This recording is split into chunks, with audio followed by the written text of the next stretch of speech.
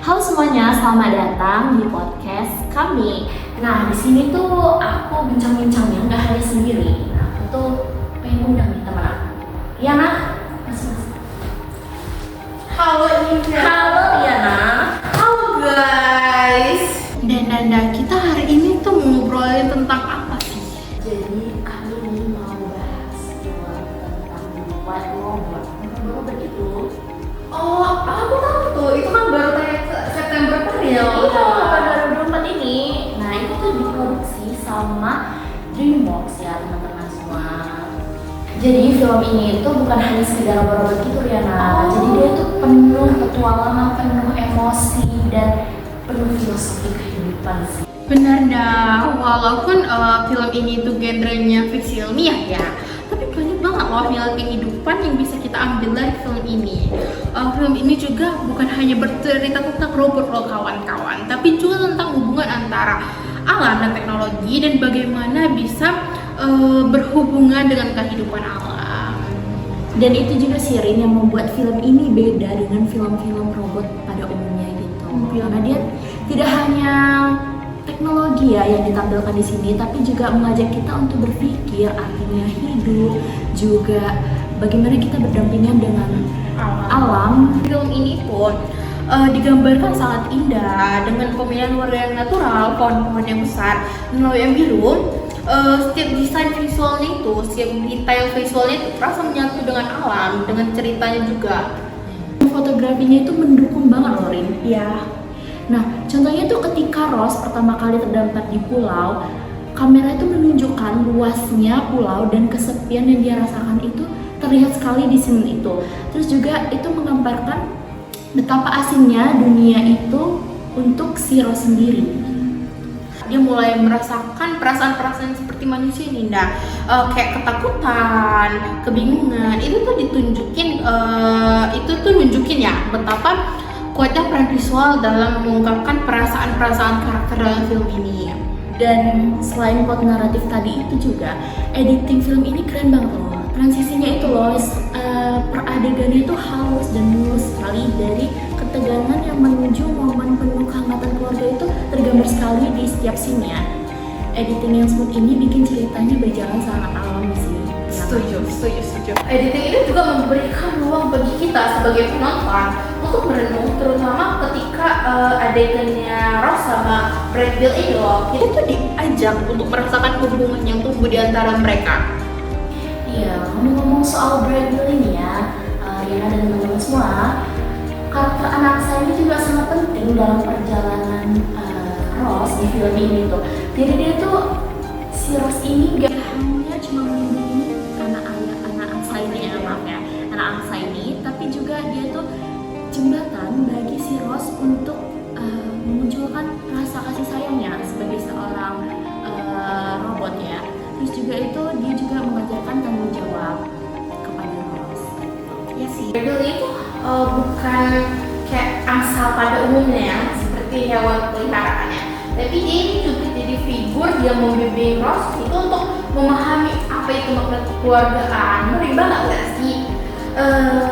Apalagi Rose yang awalnya ya gak ngerti apa itu keluarga, gimana kan Rose ini robot ya.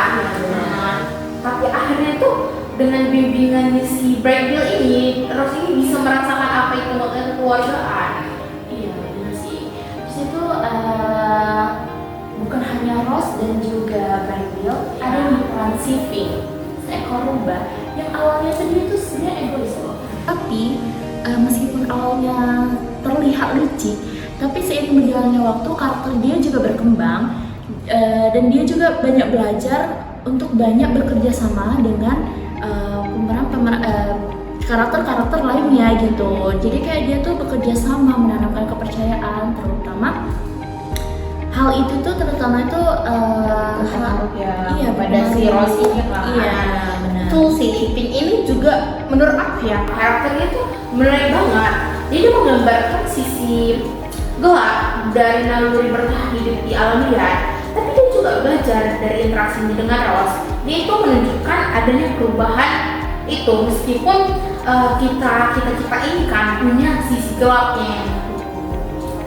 Terus juga semua karakter ini semua karakter yang ada di film The White Robot itu punya perjalanan emosionalnya masing-masing gitu. Berbeda-beda ya. Ada juga satu karakter namanya si Longnek. Nah, dia tuh si angsa tua yang mana dia tuh bijaksana dan juga mentor bagi si Rose ini dalam memahami keseimbangan alam dan pentingnya hubungan antar makhluk hidup.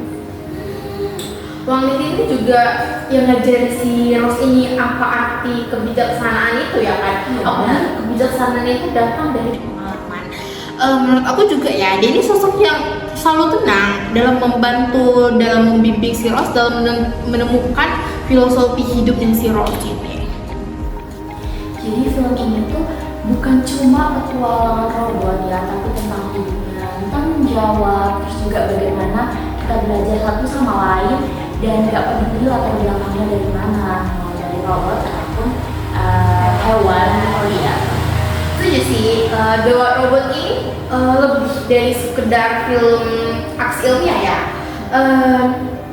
Tapi film yang perjalanan emosionalnya itu penuh dengan makna dan arti kehidupan kita dan keluarga. Film ini juga mengajarkan kita apa itu empati, penerimaan, dan bagaimana kita ini bisa saling belajar dan menghargai perbedaan. Iya benar sih. Yap, itu dia bincang-bincang kami hari ini di podcast ini. Nah, jadi buat teman-teman yang belum pernah nonton, kalian wajib banget nih nonton The White Robot. Ya, betul. Film ini tuh gak hanya cuma seru ya teman-teman, seperti yang sudah kami jelaskan, visualnya itu bagus, terus juga ada sinematografinya, terus juga editingnya, transisinya, terus juga konvensi genrenya, terus juga pesan dari film ini juga sangat bermakna moral yang sangat dalam ya. Nah, sekian dulu obrolan kita kali ini. Semoga kalian menikmati diskusi ini dan mendapat perspektif baru tentang film ini. Ya guys, terus jangan lupa follow dan share podcast ini ke teman-teman kalian biar mereka itu ikut nonton dan ikut berdiskusi bareng kita tentang film ini. Semakin banyak orang yang berdiskusi, semakin kita banyak pengetahuan tambahan ya Anda. Iya, benar sekali. Oke, sampai jumpa di episode